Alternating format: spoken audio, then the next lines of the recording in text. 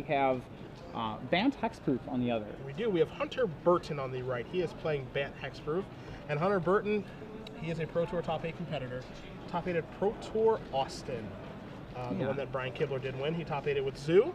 And he is 3-0 with Bant Hexproof, a deck that has had some success, as we see Eternal Evidence Pilgrim, and it's actually like upticking right now in that it hasn't won a tournament yet, but it keeps doing well. Well, the more it's really good against mid-range decks. Yes. As, you know, it has trouble with aggro, a lot of trouble with aggro, but the more people become Jund and Junk decks, probably the better Bant will continue to do. The thing that really put this card on the map and really turned things around was Unflinching Courage. That's the big deal here. Just basically the new Armadillo Cloak really just turned it around. And it's an easier to cast Gift of Orzhova.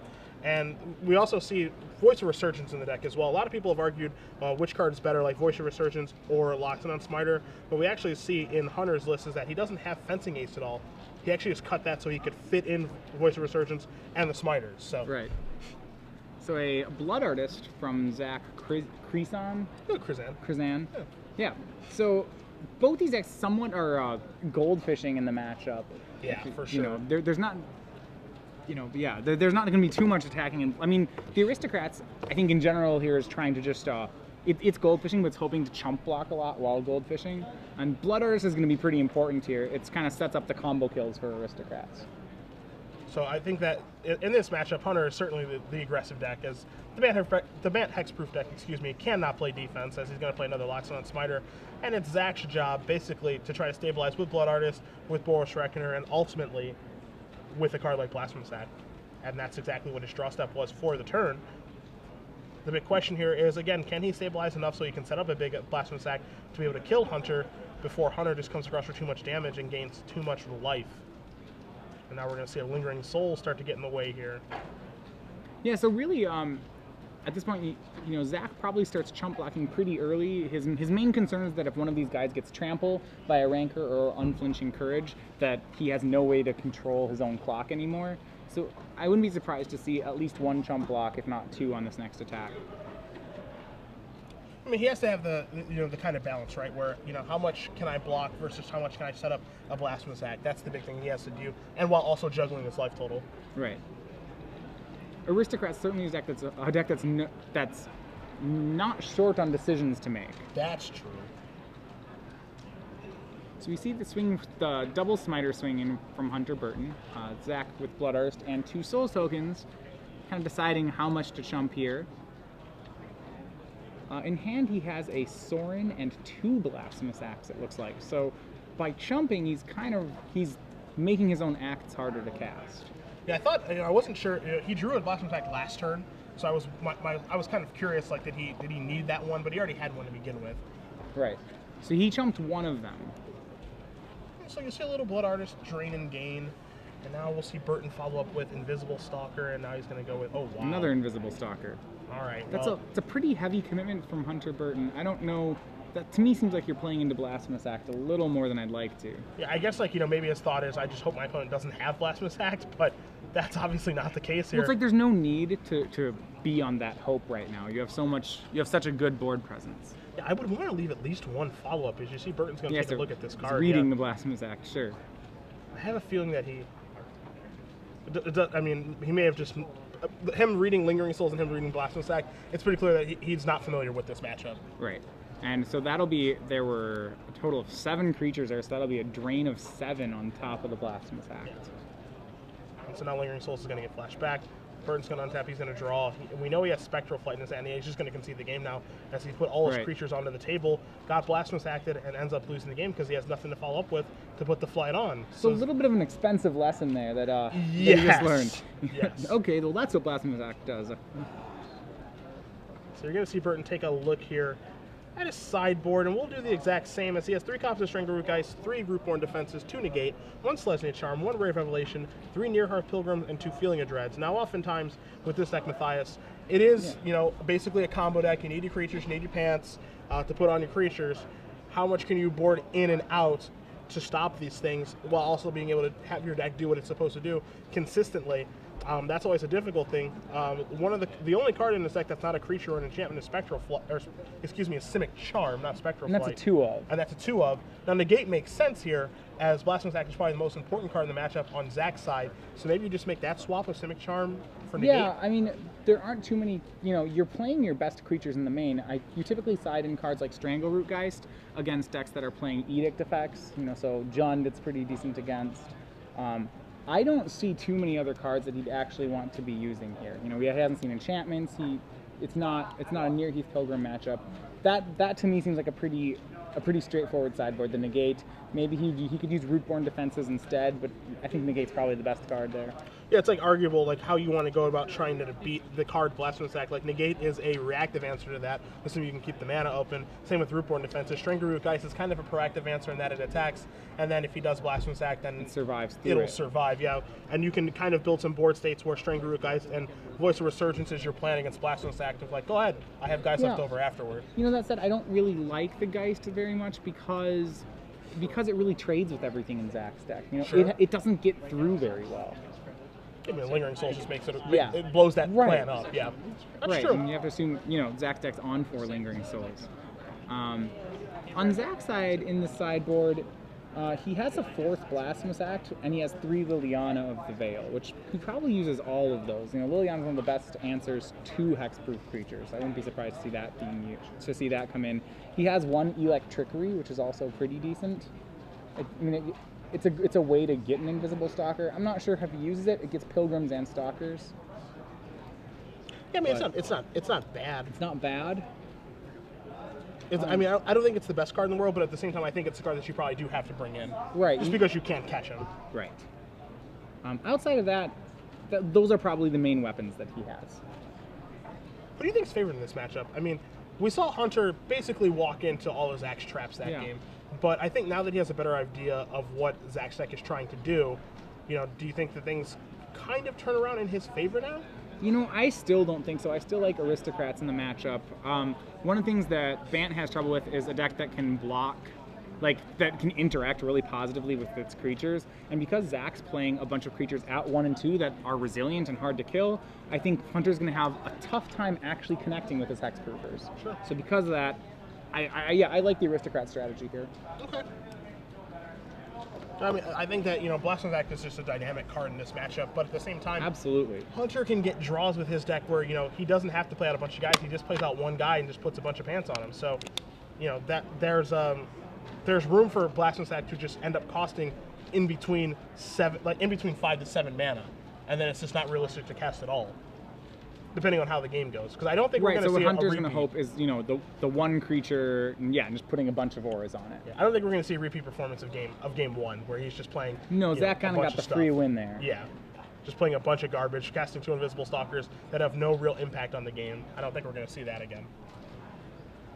It's funny too because if he does just sandbag one of those Invisible Stalkers, he does have a Spectral Flight. He did have, a Spectral Flight to follow up with, and then he could probably just race. Yeah. Well, he has a game plan. The problem is because he's been drained for 7, and Zach still has a full grip. It remains to see whether the race would be enough, but it would have given him a plan for sure. Yeah. Maybe he top decks an Unflinching Courage or an Ethereal Armor, and then all of a sudden he's getting in for 5 points of damage, potentially some lifelinking as well, and then it's just a wildly different game. So. Right.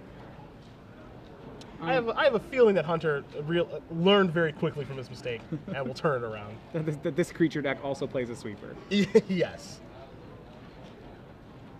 So Burton is going to be on the play here for game number 2. Again, if you guys are just joining us, Cedric Phillips, Matthias Hunt here in the booth. We are in Dallas-Fort Worth, Texas. Round 4 of 10 here of our double standard open weekend here on the SCG Open Series. Feel free to join in on the conversation with us at SCG Live. Hashtag your tweets with SCGDFW. We'll be checking them all day. Matthias has his computer. I've got my iPad. We're at the ready to interact with you guys, so feel free.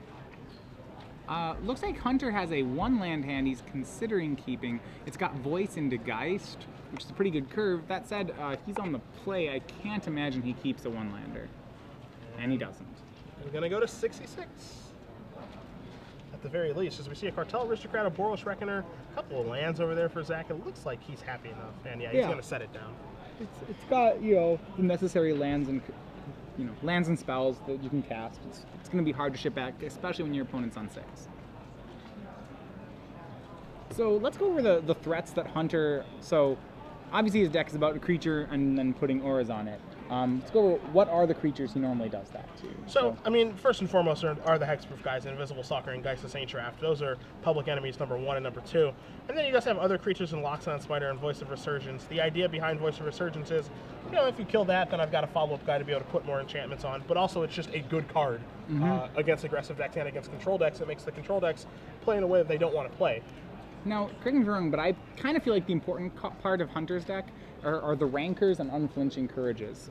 The Aristocrats has the ability to chump block almost indefinitely. So say you have a creature, a guy with 2 Ethereal Armors on it isn't going to cut it, but an Ethereal Armor and a Rancor suddenly becomes a really relevant threat. Yeah, Trample is the big deal in this matchup. Again, being able to push through cards like Cartel Aristocrat and Lingering Souls and all the random idiots that the Aristocrats can put in the way, the Vampires from Sorin, Lord of Innistrad. That's what the deck tries to do, is it tries to build up a critical mass of basically just small little creatures and then kind of overpower you with them by making Blasphemous Act cheaper, maybe pumping the guys with the Sorin Emblem, all of those things. So yeah, Trample plays a huge role in this matchup. So Hunter's going to 5. He had a hand of Forest, Avacyn's Pilgrim, and some Voice of Resurgences that time. It's a hand, and I like that mulligan, because it's a hand you'd think you can keep, right? It has a turn 1 mana creature and has things to play.